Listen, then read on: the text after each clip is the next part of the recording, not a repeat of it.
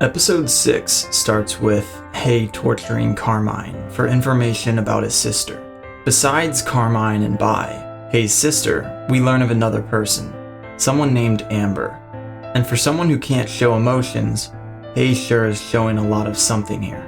Carmine finally starts talking, saying she doesn't know anything. She's not even sure if they're alive. Apparently, at least Carmine was carrying out orders for the syndicate in South America. But for some reason, she lost all her memories regarding the incident. She also lost her abilities. We get some exposition from Carmine about some of Hay's history. Apparently, even before he was a contractor, he was still considered the Black Grim Reaper, feared by all, and more heartless than anyone else. He's emotional, but unlike the Moratorium. So we've got some questions piling up. We watch a scene of Carmine in what appears to be a normal life, surrounded by a poor but content family. She tells some of this to Hay as he eats his food. After losing her abilities, Carmine tries to live normally with this kind of family. She did for some time and grew close to the children.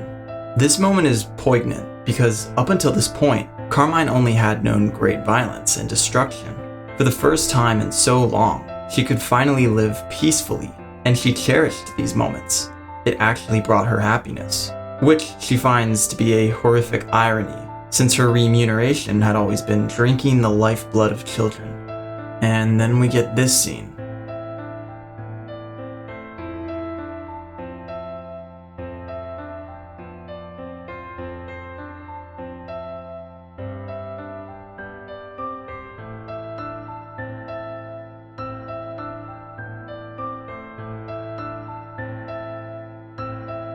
You know, it's odd for Hay to feed Carmine after he just finished torturing her. When I watched him set a plate of food down in front of her, I immediately knew that there was something deeply conflicting about Hay's character. I think it's this complexity that makes him one of the more interesting characters in anime.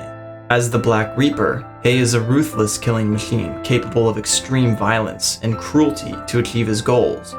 Sure, maybe he needed to feed Carmine to keep her alive, but he didn't need to feed her himself.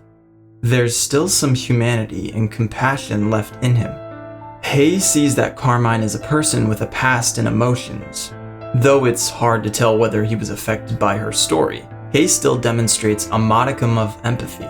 It hints at a sense of remorseful action from Hay, who after just finishing torturing her, may regret the pain he caused. It's almost as if, when taking a bite from the spoon Hay offers her, Carmine in some way shows that she forgives him, or at the very least understands his pain. Even though he can't fully make it up to her for what he did, he can only try and do better. And that's a much larger theme for this story as a whole.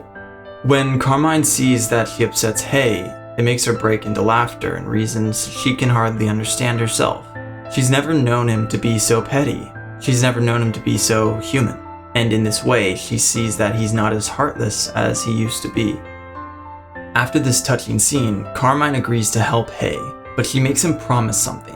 If she reverts back to who she was, he had to kill her. When Hay and Carmine approach Hell's Gate, Carmine begins to have flashbacks of her past. Incredible amounts of blood and death, the sounds of gunfire and explosions. She has a panic attack and says that she can feel her abilities coming back. All the guilt from the countless lives she stole begins to eat away at her with the return of her memories. She realizes that she doesn't deserve a second chance. She doesn't want to become that monster she once was, so she begs Hay to kill her. It's in this scene that Hay makes a choice that doesn't benefit him. He had initially come here so that Carmine would regain her memories of his sister, but after seeing all of this, he instead gives it all up so that Carmine can have a second chance. He tells her that she can live, this time without being a contractor. So, he helps her escape from the contractors hunting them down. But Carmine can't go on any longer as she feels herself changing back to a contractor. Once more, she begs Hay to kill her. And then, this happens. 大丈夫。ここを離れれば能力は戻らない。お前はもう誰も殺さない。そうだろ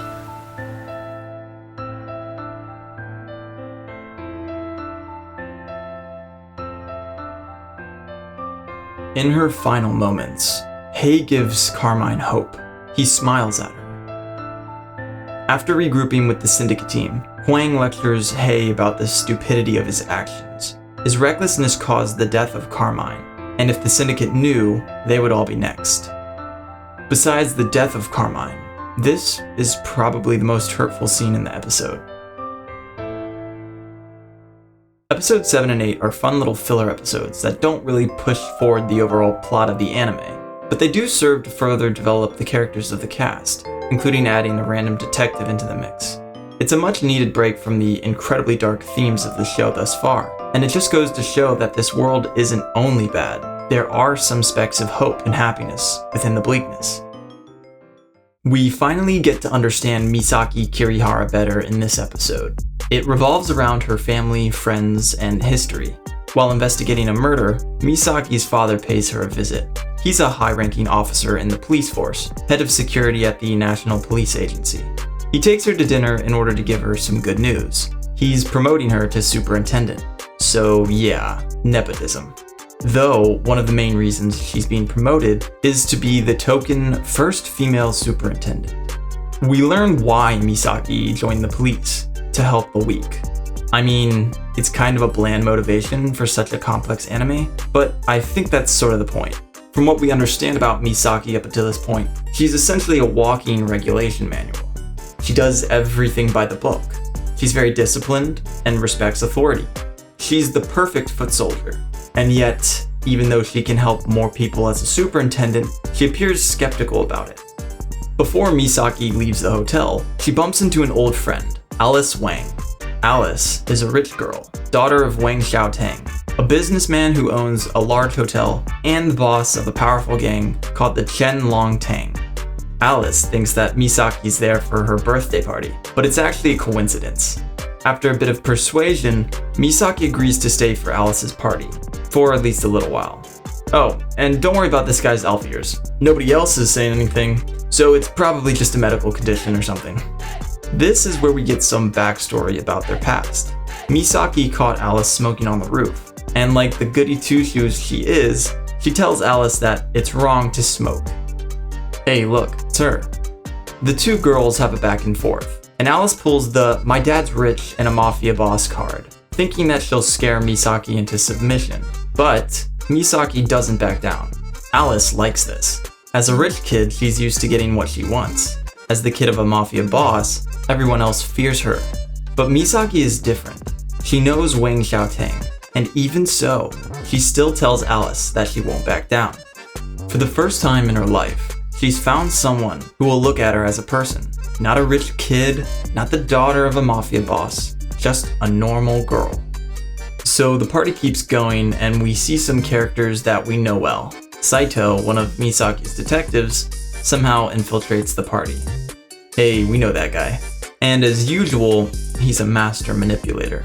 Oh yeah, and during Alice's party, the executives of Shenlong Tang decide to have an emergency meeting about the recent killings of their members. Misaki wants to sneak into the executives' secret meeting, but Alice tells her, no, you can't do that. But come with me and I'll show you something really cool instead. And Misaki says, okay. So Alice brings Misaki to this crazy giant greenhouse on top of the tower. Inside, she shows these stone flowers that they smuggled from Hell's Gate. Apparently, bees can ingest the material from the flower, and then Alice shoots it up her arm. Then she says Misaki should try it. Then she really wants Misaki to try it. Oh yeah, and now Alice's father is dead, and things are starting to heat up. Hey, look, Elfier guy is actually a contractor. In fact, he's the same guy who's been hunting down the Shenlong Tang executives, and now he's gonna kill the rest of them. Also, Alice wants to kill Misaki. Unless Batman shows up. Wait, what's he doing here? Hei and Misaki find themselves trapped in the greenhouse room with a crazy woman swinging around a gun. By the way, the reason Hei gave to Misaki for why he's in the room is that he was told to bring drinks to the owner. When Hei found the old man dead, he didn't know what to do. Well, that's what Misaki believes anyway. After Alice runs out of bullets, Hei and Misaki make a run for it. They get to the elevators and escape to a bathroom. It's a nice scene. This is the first time we see Misaki and Hei interacting, and they get along pretty well. As usual, Hei plays his simpleton character, gaining Misaki's trust.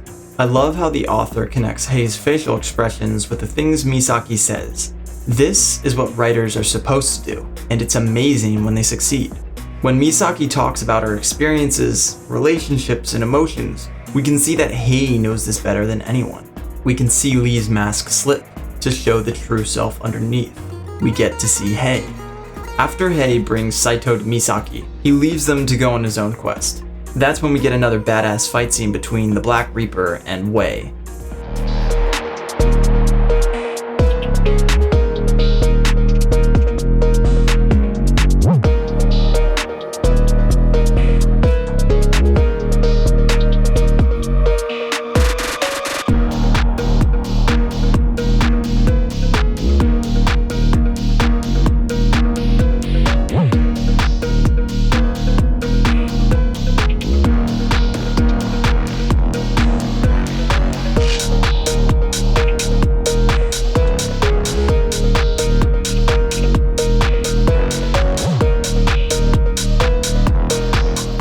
It's crazy how good this animation is for 2007.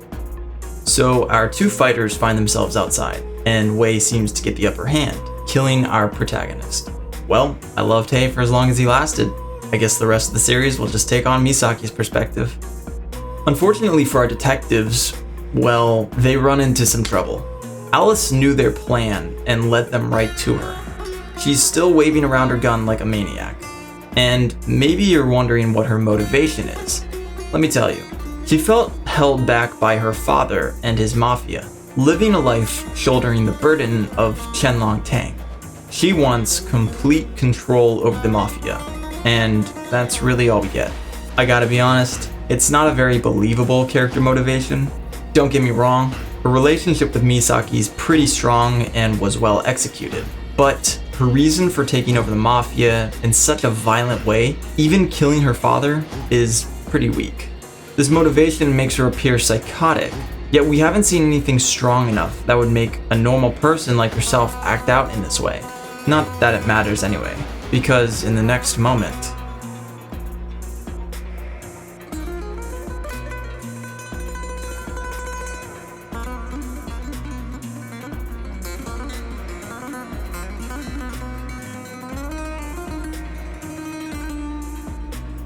so now the true villain emerges. The reason Wei betrayed Alice is because she always relied on others. It's unclear if he chose to betray her because she would hold him back, or if he just didn't care about her. We don't really get a strong motivation from Wei either. From what I can tell, he's just a power-hungry sadist. But don't worry, he's gonna get what's coming.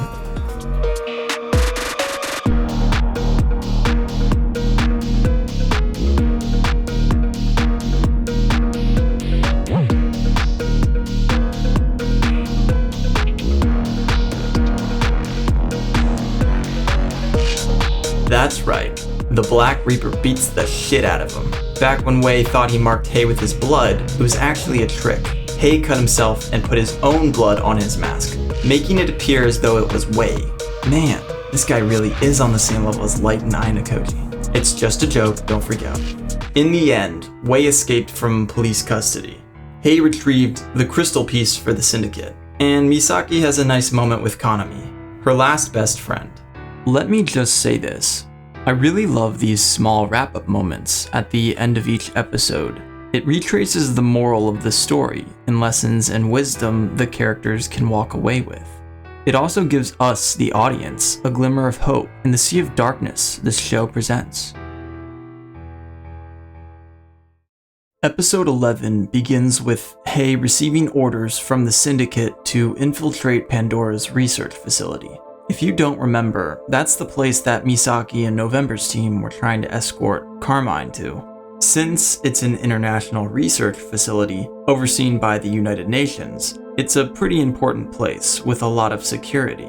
It's also an extremely dangerous place for a contractor to go. According to Mao, if a contractor goes near a hotspot, they might lose control. I'm guessing this means a contractor might go insane. Sort of like in the same way that happened to Carmine before she died. Despite the danger, the Syndicate needs Hei to go anyway. Hei accepts. because he's not a bitch. His mission is to retrieve a gate proprietary substance referred to as the meteor fragment. Don't worry, I don't really understand what's going on either, but I'm sure it'll come together later. So, Hei heads to the facility and undergoes the intensive testing and security checks. He also meets this crazy chick. After she overreacts, the guards take her away for additional testing. For his next few days, Hei attends janitor boot camp, and it's great. Apparently, it's just normal for people to hear and see things that aren't real, so that's encouraging. During their tour, this girl bumps into Hei, but it's no accident. This girl works for the syndicate as well, but she only cooperates so that she can conduct research at the facility. She tells Hei some information about the meteor fragment, like how it might have something to do with the mystery beyond Hell's Gate, and the disappearance of South America. I'm not making that up. She said the disappearance of South America. I guess I missed that. By the way, her name's Mina. I hope you live, Mina. While he's snooping around, Hei bumps into this scientist guy, and they bond over telescopes. They talk about their love of stars and quickly become friends. This dude's name is Nick Hillman, and he's a cool guy. Hei and him share a moment on top of the building to stare at stars that, well, don't really exist. At least at first. When Hei doesn't see anything, Nick tells him to take a closer look. In a very Star Wars-esque way, he tells him to abandon what he knows to be true, the things he's seen and experienced over the past few years, and remember what the sky was like before the Hell's Gate. And then...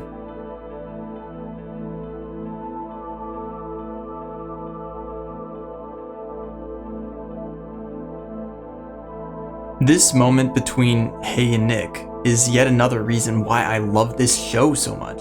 I like to watch two characters just interact about seemingly nothing important. And yet, in the grand scheme of this show, it's these moments that are the most important. While the fight scenes are great and the mysteries compelling, what makes this series so enthralling is watching Hei connect to people on an individual level. We get to see his human side. In the friendliest way possible, Nick invites Hei to join his telescope club, but it only consists of him and his sister. If I was gay, I would say that's the cutest thing ever. Nick's dream is to remove the fabricated sky and take his bedridden sister into outer space, and Hei says that's a nice dream.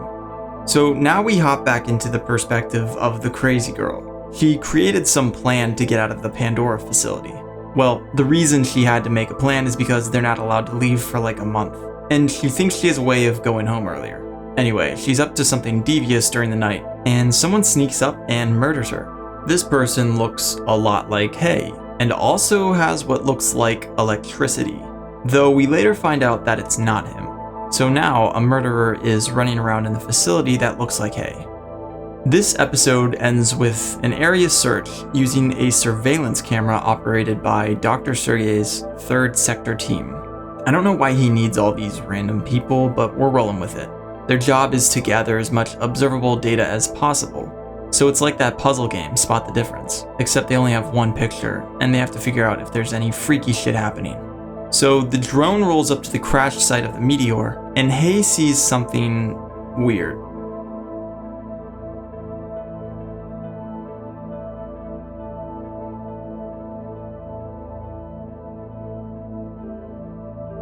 If I had to guess, I'm gonna say it's Hei's sister. But what he sees as a girl, everyone else sees as a, yeah, that. In other words, the meteor fragment. We open this episode with a nice moment between Hei and his sister when they're younger. They witness a meteor shower near a pond, and Hei tells Bai that she can make a wish. But when she bows her head, she doesn't look back up. Hei wakes up from his nightmare, which adds to his growing number of strange visions.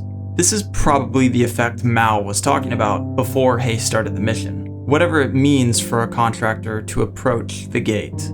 The other syndicate agent, Mina, confronts Hei in the bathroom, telling him that she's worried about him. She's seen this happen to others and doesn't want him to go insane.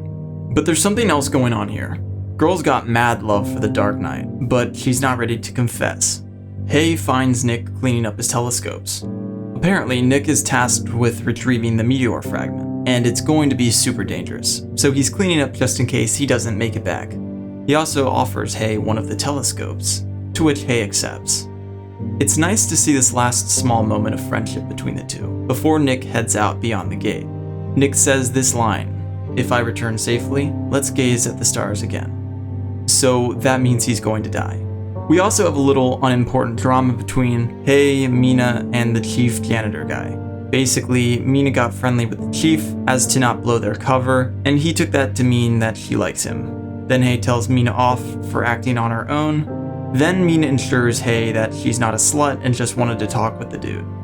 The discussion is interrupted by an alarm. Mina rushes to the control room to find footage of Nick's team getting separated and dying. It's hard to tell what's going on because of the shaky footage, but after upscaling the image, they find the whole team dead, with their boots turned upside down. So that's some freaky shit.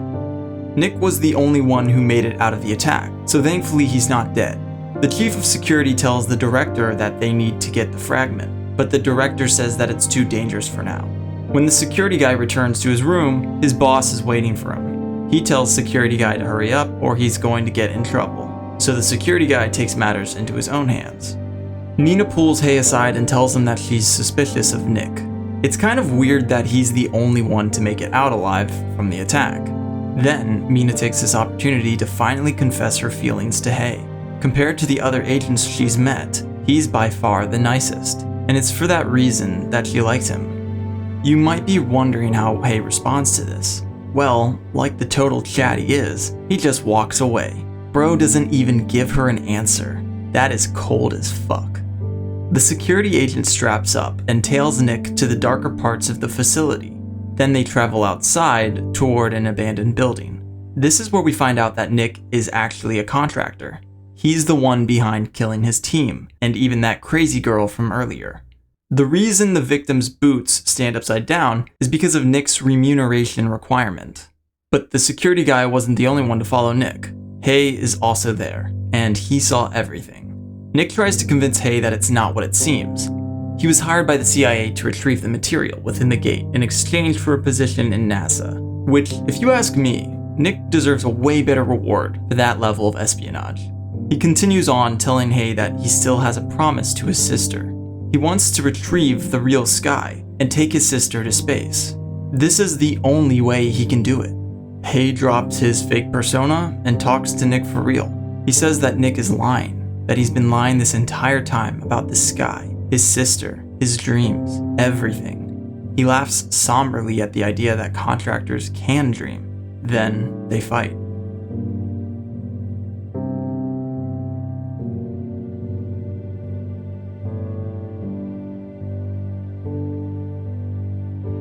Hei loses his mind midway, seeing what appears to be his sister. He can't help but approach her, giving Nick the upper hand. Nick says that Hei is wrong. Contractors can dream, and he did genuinely trust Hei. He saw him as a friend. But before he can pull the trigger, something weird happens.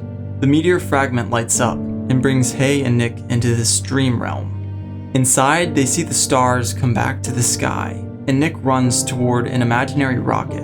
Him and his sister are able to travel to space, leaving the Earth behind forever. When Hei finally wakes up, Nick is gone. I honestly have no idea what happened here, but it kind of seems like the meteor fragment protected Hei. It's just too early to tell. We don't have enough information about Hell's Gate and what the hell the meteor did to the world. Hei is confronted by the director of the whole operation, who was part of the syndicate since the beginning. He knew everything, even that Nick was the murderer. But he chose not to do anything, because he wanted to see the power of the meteor fragment. Before Hei leaves, he asks if Mina will be okay. The director tells him not to worry, she'll be fine. And then he says that she found what she had lost, and completed her remuneration. I don't know what they're talking about, but it seems like Mina was a contractor. I don't know if she ever used her powers or why this is ever relevant, but they said it, so I'm assuming it was important. By the way, this is me talking after I finished the series, and I don't believe that part was ever explained. I don't know if they were referring to Mina being a contractor, or if they were talking about something else entirely, but it never comes up again. So that's nice to know. Anyway, after that, Hei heads back home, and he gives Yin a piece of candy. That's friendship.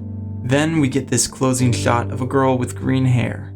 She looks like a childhood friend turned main villain, but I guess we'll find out soon enough. damn, Yin plays piano, and it's pretty good. So we're shown a little of her backstory, some of her tsundere attitude, and her mother. I didn't know this, but it turns out that she's blind. It's a really nice detail that even though she can't see the light, Yin loves the feel of the moon's silver glow. We're introduced to two new contractors, Bertha, the singing lady, and Itzhak, the homeless-looking dude. Apparently, these contractors are coming after the syndicate team we know so well.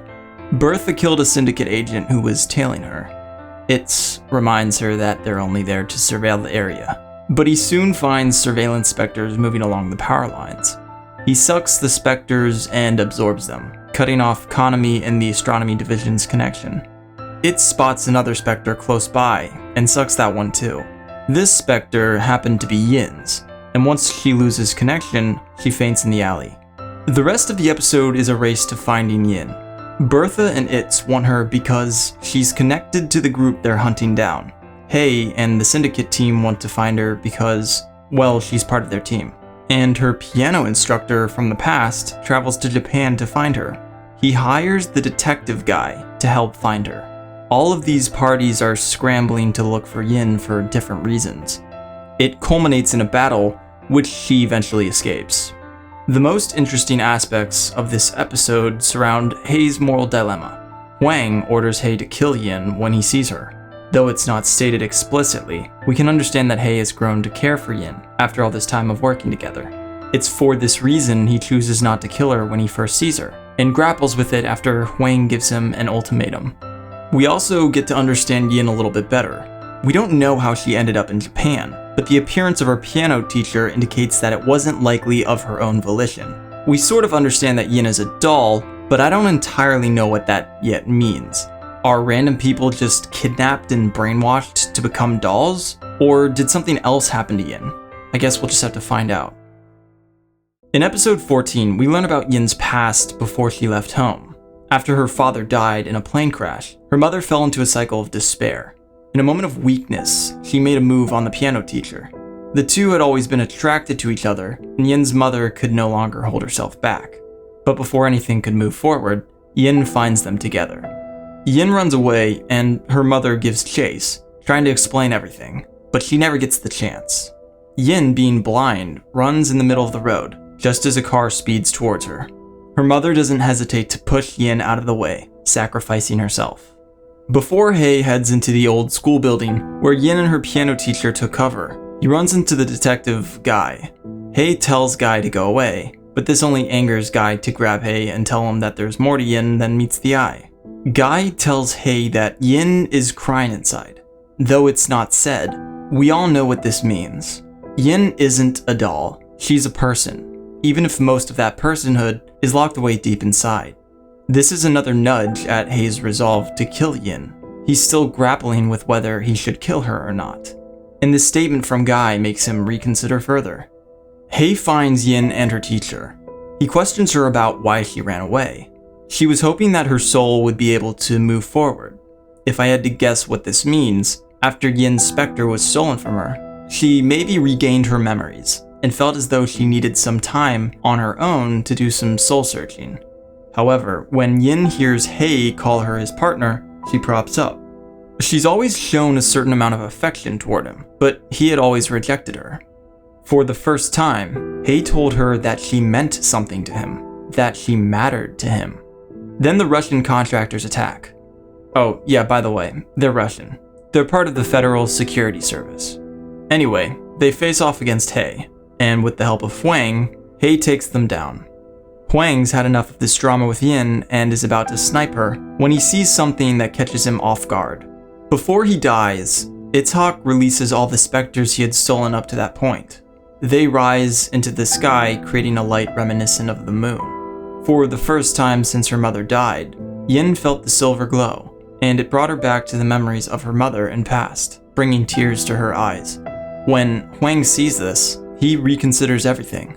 After all, dolls can't cry. In the end, he doesn't pull the trigger.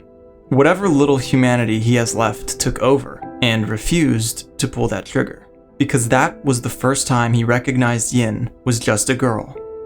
Yin chooses to stay in Japan. Hei tells her that it's her choice after all. He's decided for himself that Yin isn't a doll, she's a person, and because of this, she chooses to stay with him. Episode 15 plunges us straight back into the main story with a boom. April, one of November's teammates, sees someone she recognizes. This girl with green hair she refers to as February. But before she can leave the scene, the car she's in explodes.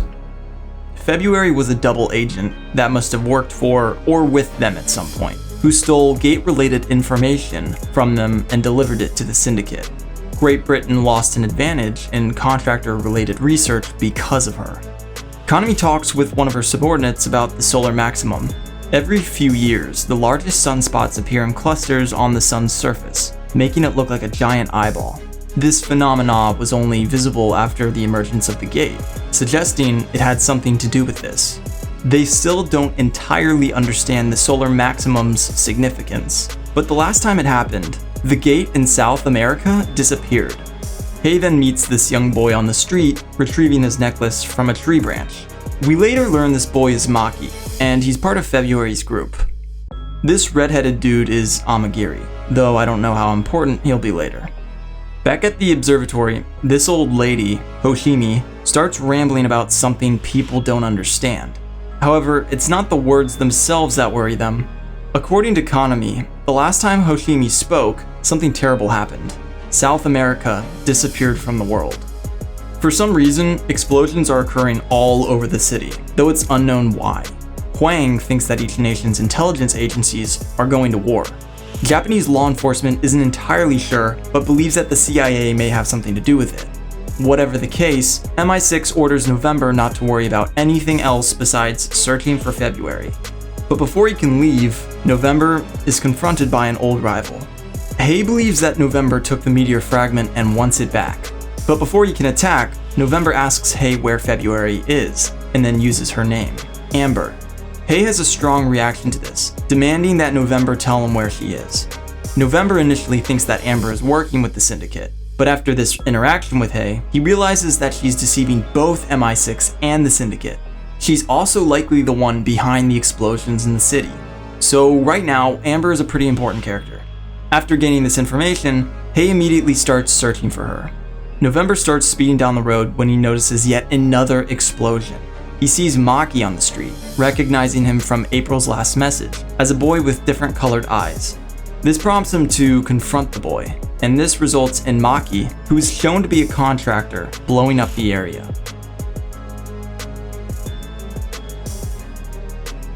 Before the episode closes, we get this interesting flashback in Hei's memory with Amber.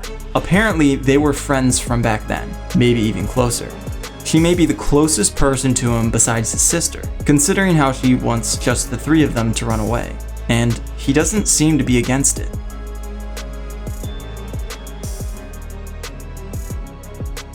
Finally, Amber pays Yin a visit.